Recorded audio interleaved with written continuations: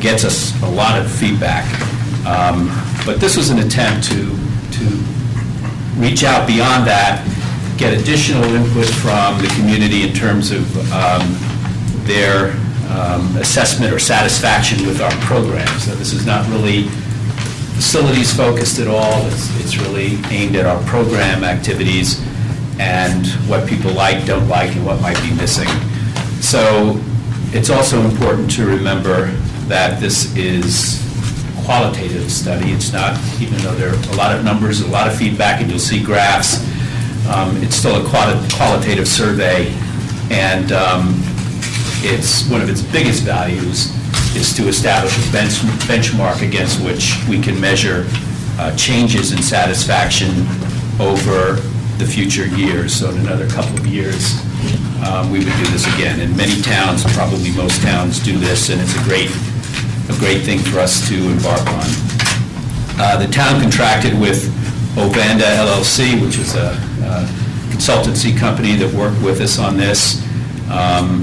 And we're intending to evaluate programs currently offered.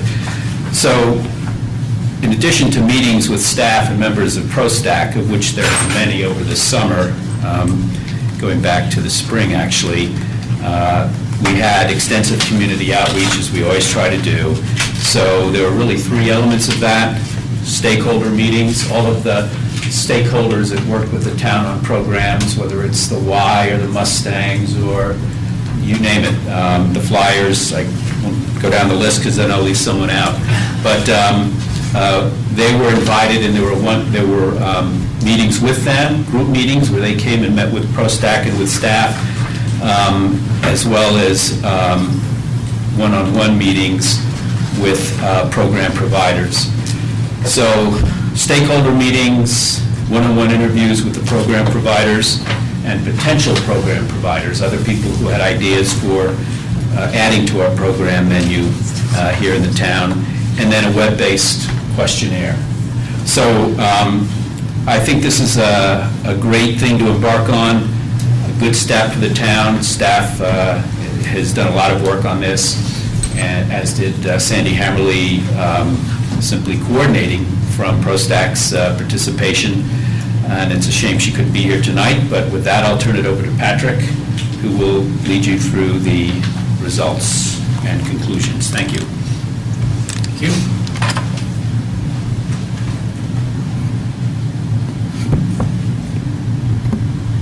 Good evening, Patrick Hammer, town staff. As Jim mentioned, we went through a pretty lengthy process throughout the spring and kind of early summer to collect as much feedback from what we considered stakeholders, people who are currently providing programs for the town, and then the community who may or may not currently be participating in town activities. And it's become a really helpful tool for us internally, and we're pretty excited about having this opportunity to every so often be able to roll this out and make sure that as staff we're keeping up with the current recreation programming needs of the community. So the first slide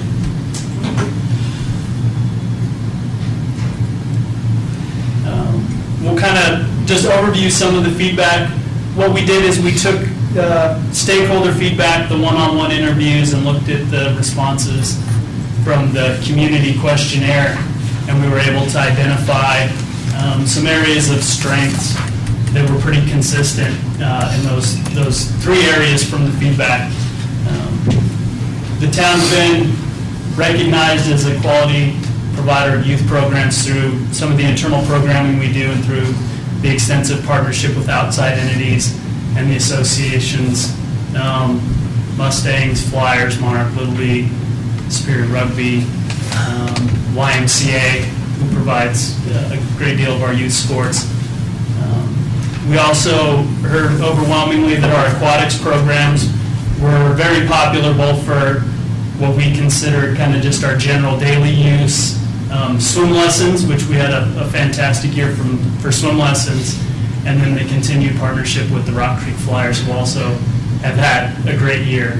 So we learned that aquatics is well received, and there's actually some opportunity to improve on what we do through aquatics programming and our relationship with the Flyers. Our kind of contract partnerships that we have to provide youth sports and tennis programming generally works well. That's for the most part, the relationship with the YMCA. They do tennis, they do what we call our little guy soccer. They help us, with some baseball clinics and some of those kind of one-off activities. We also learned that the community thinks highly of the community events, which is 4th of July, Chili Fest, Arbor Day. Our participation numbers at those activities tend to be really high, and we get quite a bit of positive feedback about our events. And then just overall, there's broad support for our town's effort to coordinate just a variety of recreational opportunities for all ages. And then we also recognize through this process that there were some gaps. Older adult programming, adult fitness, some of those kind of programs. To kind of continue on, we started to pick up on some general themes. Again, the partnership model works really well. There's an interest in trying to diversify programs, maybe not just offer the traditional sports, but try to find some partnerships for things, like art, music, which we tried to work with some vendors this year. Possibly expand our partnership with Lakeshore Athletic Club, which we really have tried to work on this year. Communication and marketing, we received some feedback that because we've got so many different groups, Monarchville Leagues, the sports groups, the town offers activities, the Y offers activities, the schools offer activities, we did hear that it can be confusing trying to figure out who does what's going on, who do you pay the registration fees to. So maybe starting to wrap our heads around how can you either coordinate more closely with marketing. At the stakeholder meetings, we talked a lot about sharing openly our information. The sports groups, just letting the other sports groups know what's going on, those kind of things.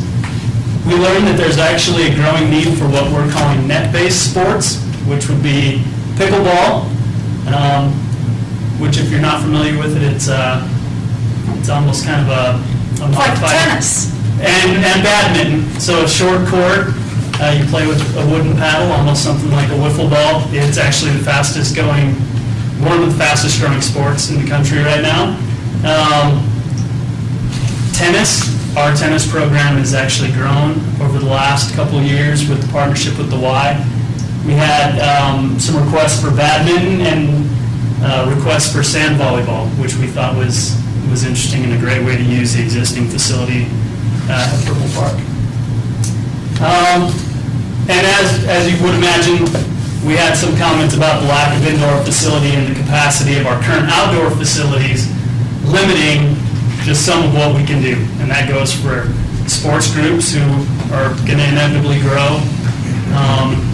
And we can't always offer, a nighttime art class, for example, without having a place to put it. So that was mentioned pretty consistently throughout all three phases. Oops.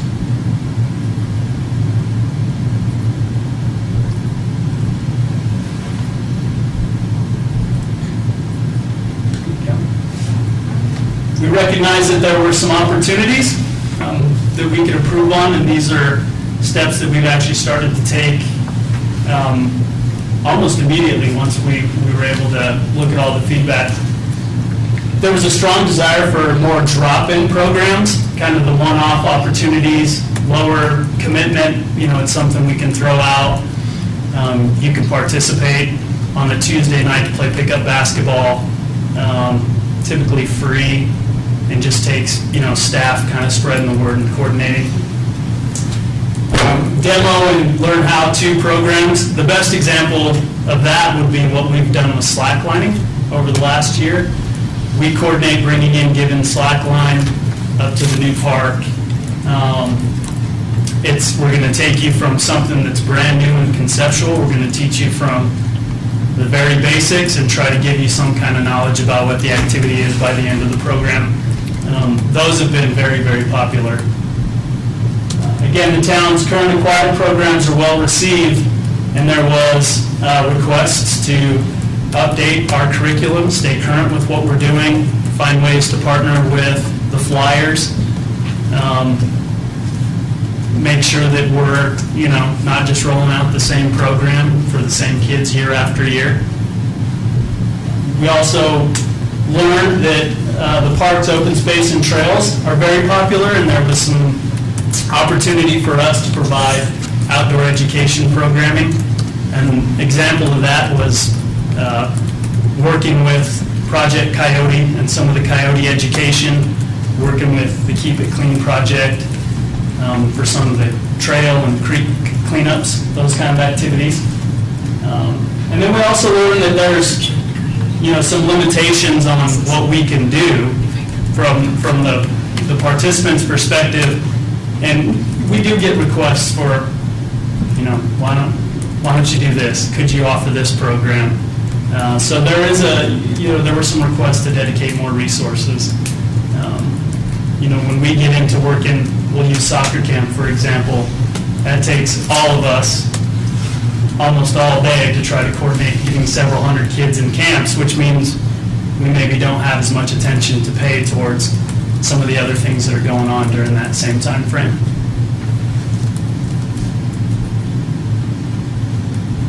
As Jim mentioned, we spent quite a bit of time on a community questionnaire, and for about 2 months really pushed community participation. It was in all town newsletters, several dedicated e-blasts. We worked with all the sports organizations and scouts and asked that they forward this out on their behalf. On our behalf. And we had over 250 respondents, which we were really excited about. And it gave us a pretty broad range of information. And again, we learned that people are really looking for these drop-in or one-time recreational opportunities. We were hearing loud and clear that people are very busy and it's difficult to schedule yourself 6 weeks in advance or even 4 weeks in advance for a soccer activity that may take place at 5:30. People like the idea of staff setting up an opportunity. It meets Saturday at 10 o'clock. We're going to go there. We'll participate, and you may not have to commit to it again unless you're really wanting to make that next kind of step and continue to learn about the activity. Not too surprising is we learned that after work and weekend morning program times were really popular, and that's actually something that we hadn't really programmed for. We work with a lot of contractors, and it's sometimes difficult telling a contractor, we want you to be available at 5 o'clock after work to provide these opportunities. We were looking at our adult fitness program. We had tried for 6 months to put together a morning, kind of mid-morning workout time, thinking that we maybe capitalize on some of the people who were either working from home or staying at home, and the program didn't take off. Well, the information we received here was saying, let's try something at 6 o'clock, and let's try something on Saturday morning at 10 a.m. We were able to hire a yoga instructor through a contract agreement, and we did after-work yoga in the park, and it took off instantly. And we've been able to take that program, work with the summit, and use their clubhouse to move that program inside, and it's anywhere between 15 and 20 people. And it was just simply moving the program concept from the morning to after work, and then providing an opportunity on the weekend, and we've been very, very pleased with that. What's your age range that's participating in that particular? In yoga? We've opened it to everybody. I would say our youngest has probably been around 13. And it's a good group it's a handful of Summit residents who are really committed to it, which it's great, it's in their backyard. And then a lot of people that just come home right after work, change in their clothes and head over to Purple Park. And it's a great, we've got some just great pictures of, the group doing yoga. You've got the lake in the background, you've got kind of the green grass. It's actually really, it's a great setting for it. It got a little wet kind of towards the fall, but we learned that the kind of top 3 reasons that people just really weren't engaging with the department or participating in programs were just an overall lack of interest in the programs, lack of awareness, and then lack of facilities were listed as reasons why people were choosing not to participate in our programs.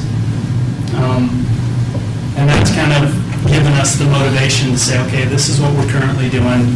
Here's what works. Here's what doesn't work. Let's find some ideas to move on. We learned that people really look towards the digital monthly newsletter and the dedicated e-blasts to receive information about Parks and Rec. We started last year with what we call the Pros newsletter. It comes out kind of middle of the month, and it's recreation specific. Everything from volunteer opportunities to stuff that the YMCA is doing, to the Run Club. It's been really successful for us.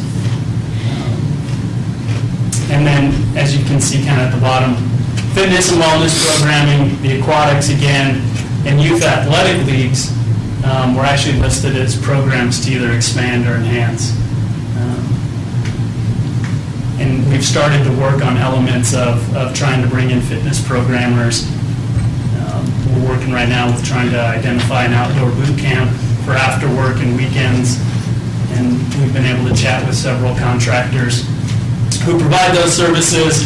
We meet annually with the flyers to discuss ways that we can continue to share the pool in the most effective way to accomplish swim lessons and let them accomplish swim team. And then always working on our relationships with the youth sports groups, rugby, Monarch Little League Baseball, Mustangs, and all the other groups who use our facilities with regularity, who we don't consider kind of our in-town partners.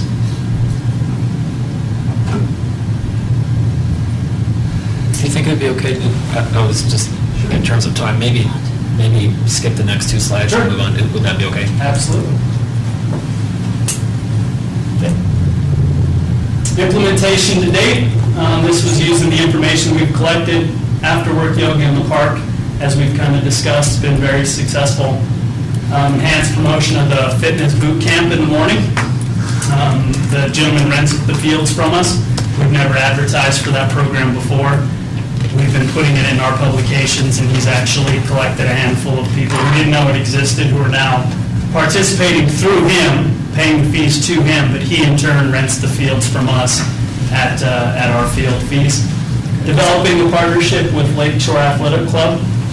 We're currently working with them to partner on their Thanksgiving and winter break sports camps, which is great. They're willing to let Superior residents participate in those camps at their membership rate, which has been really kind of cool. Continue work with the YMCA to expand the sports programs. We worked on baseball this year and had some success. We're going to work with them on lacrosse and possibly bike park programming and maybe some learn to skateboard programming. We were able to partner with Synergy Fitness, who's a new business in the marketplace, to offer youth and adult Zumba classes. And it's taken off okay. We'll continue to kind of advertise for it as the classes become available. And then the partnership with Given Slacklines to offer clinics in Founders Park. The first slacklining clinic we did was actually the same day as Chili Fest. We'd advertised for 3 days, and the class had actually filled. We rolled it out on a Friday, and the class was full by that Sunday. So that was a very, very popular class for us. Some areas of focus going forward. Continue to improve and expand the aquatics programming. That's been fairly consistent. It's part of staff's work plan to make sure that we're always being current with what we're offering. Offer a more diverse range of adult fitness programs, We're in the works trying to find people who can offer some after-work and weekend opportunities. Really look at the net-based sports programs. Louisville has a phenomenal pickleball league. We've begun discussions with them on are there ways to partner. Maybe we have an outdoor court here, and when it's cold, we can move the league over to Louisville, those kind of opportunities. Working with somebody who can coordinate sand volleyball for us in the summer, even if it's just a casual pickup league, like you sometimes see with basketball down at the basketball courts. And then continue to work on our marketing and communication, which is a lot of staff continuing to make the effort to chat with our partner groups, find out who's doing what, when, avoiding natural conflicts, make sure we're not offering too many of the same things. And that's really, these are the points that I think we're, as a staff, really going to try to focus on going into next year. And then for the next, maybe 3 slides, just not sure if there's any highlights that you want to discuss. As we've discussed, partnership with the YMCA. The Y provides most of our youth sports in terms of soccer, little guy soccer, little guy baseball, very recreational, non-competitive. It's an annual contract. The Y does a great job, and they continue to try to come up with creative ideas for us every year. We work with several contract program providers. These are contractors that we get into an 80-20 profit split with. We collect the revenue. Soccer camp, ultimate frisbee camps, slacklining potentially in the future. The master swim program for adults at the swimming pools. And then we have what we consider facility partner groups. These are groups who are, for the most part, based in town. They receive a discounted price to use the facilities. Monarch, Little League, Rock Creek Flyers, Mustang Football, and Superior Rugby. We require that the majority of their participants live in Superior. These are really kind of our big sports groups. We spend a significant amount of time coordinating schedules and working with communication to make sure that their word's getting out there and our facilities are staying in order so they can arrive at the facilities on time, lights on, ready to go, to provide the opportunities that they have for the residents of Superior. And Great. You guys have any quick questions? So, great presentation. Thank you very much. And I think there are a few questions. Deborah? Sure. So some of the questions I have are a little bit more specific, but it seems like the limitations of our program in general is indoor space. And I'm wondering, in the interim, before anything is built in the town center or any other portion of unused land, is there, I mean, I'm going to list a number of possibilities that we could do something with. Maybe looking at unleased space in the marketplace, the Superior Marketplace. The rec buildings at the north and south pool, I know there isn't much indoor space in them, but they have some overhangs that maybe we could build a 3-season or 4-season greenhouse, or whatever you want to call those, that you see advertised all the time, that you can change it into a 3 or 4 season. And then also the Boulder Valley Ice Building.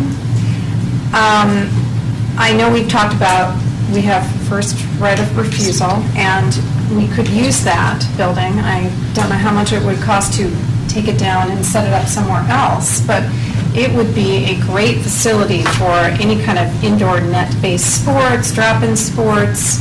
I mean, a big, huge warehouse is half of where I go when my daughter is doing volleyball, or, any of those indoor sport leagues and stuff. So we should look at those alternatives instead of waiting 5 years down the road before something gets built.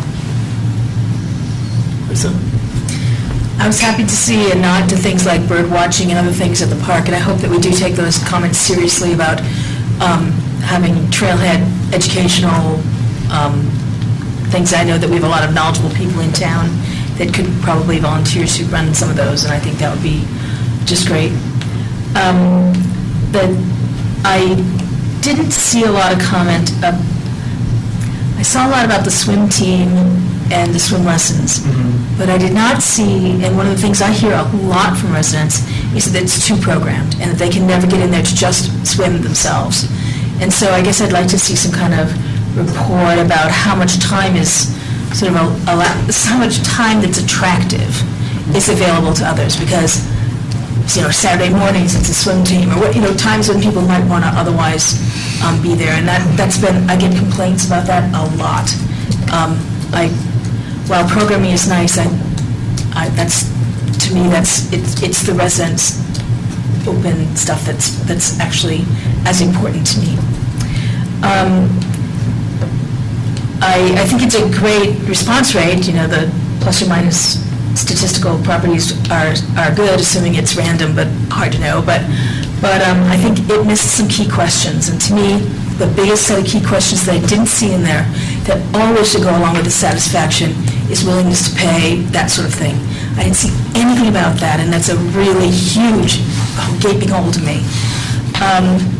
And so willingness to pay, how to pay, what, are you willing to, if you want, sure, you can ask people if they want more stuff, and oh my God, of course they're going to say that. Yes, I'd like more stuff. Who wouldn't answer that way? You got to have some rationality to that as well, in terms of and what are you willing to pay, and is what you're paying fair? All kinds of opportunities that we had to ask these people questions about the payment structure and all the rest of it, and it's not in there at all that I could determine. And as part of that, I don't know if you got people's emails or whatever, but it's possible that you could repeat this survey or ask some questions like that, either as a follow-up to this, or SurveyMonkey costs $200 a year. You don't have to hire a firm to run a survey again. So. Anybody else? Chris? I don't have any questions. I've seen a lot of this data and participated in some of the focus groups, but I would like to comment that ProStack did a lot of work on this. A lot of effort went into this program. Hats off to everybody in that group. I completely agree with that. I guess my only question is, do you have if you could pick one area to highlight that you really want to focus on this year to, or that portion of your business or of the programming, what do you think that would be? I would say the opportunities for adults to participate in some form of physical fitness, whether that be on the trails or somehow a boot camp kind of class in community park. It was overwhelming that we have a really fit community and they're getting fit somewhere else. So it would be the fitness component for adults. And so what does that look like in terms of thinking about how to proceed with that? There's a growing trend of these outdoor boot camp or playground fitness, and I believe that we've got the elements in town to do it. For us, it's going to be finding a contractor who's willing to help us grow and realize that initially it may be 3 people or 5 people. It's not going to be 45 people, and finding somebody who can kind of stick with us and help promote that. And then really kind of make that investment in the community to work with us. The morning boot camp class has been a success because there's a commitment from the instructor to show up and really try to be part of the community. And that's just one of the challenges of working with a different contractor and saying, we want you here at this time. I know you want to work at 3 in the afternoon. We want you here in our community at 5 because that's what we're hearing. So. You used to have a boot camp on weekend mornings and weekday mornings at community park. So. Yeah. Like 5 years ago? And we brought it back last year and just couldn't get any traction, and the contractor just wasn't willing to kind of stick around. Are we not doing the boot camp anymore? There's a early morning boot camp. It's very successful. 6 to 7, Monday, Wednesday, and Friday. I don't know if you've seen what Louisville Rec Center has recently added on to their classes, but they call it TRX. Have you seen that? I'm familiar with They got participation. I had never heard of it, never seen it. They got enormous participation on like the first day. Yeah. I don't know why. Maybe ask them I mean, I watched it, it's interesting, I'm interested in taking it, but it was right out of the chute. They got an enormous amount of participation. So I don't know if we can get something like that, and I don't know if that's something, I mean, I'm willing to do that on a cold day, so outside. Good job, cover. Okay, one last question, and then... I've heard a lot about soccer needs, unmet soccer needs in town, but I didn't see it reflected in this report. What's your opinion for youth soccer particularly? We work with so many different groups. I think, I'm comfortable saying that I think the Y really does have the little guy soccer non-competitive covered. We'll get several hundred kids every year to play in that really basic program. It's, what I'm seeing is they kind of get past that recreational level, and you can splinter off and play for as many as probably 5 different organizations. And it seems to be the personal preference, whether you want to play for Boulder, Treble Soccer, or Broomfield Soccer, or Westminster. So I think that there's a need there. We don't have competitive soccer in this town above, I would say maybe 8 to 9-year-old YMCA kind of programming. There's a void for that next level. Okay, and then one final question. The program feels, a comment was made to me recently that in fact those people who are given priority to program the fields oftentimes don't use those fields, and then those really slim pickings of fields go unused. So how do you monitor for that? That does happen. We'll get partner groups, even the YMCA, for instance, who will book a block of time, and then, if they cancel a program, they don't necessarily tell us. The financial impact for them canceling isn't that significant, and a lot of times we don't hear about it until another sports group says, "You're telling me I can't book, but I'm seeing the West multipurpose field's empty." We look at our records, we see that it's booked solid, we're just not always here. A lot of times they'll book in a chunk. We want from 4 o'clock to 7:30. Well, in reality, you may only get one team that shows up at 5 o'clock. But when somebody cold calls us, we say, "Wow, I mean, in our system, we're seeing it's booked." And it can be an issue. And So have you had Penalties are in order, it seems to me. we currently don't assess penalties for cancellations. We have told people, you didn't give us any kind of warning, we're just going to go ahead and keep that fee. The fees are pretty minimal. Also, I'm concerned about the unused space when it's at such a premium, so somebody might give some thought to how to make that more efficient. Right, we should probably move on to... One more quick one, and since we're a biking community, I am hoping to see that, the town is interested in starting a biking club or cycling club, whether it's on the road or whether it is mountain biking, because we have an enormous amount of mountain biking trails. So I think both of those are unmet needs.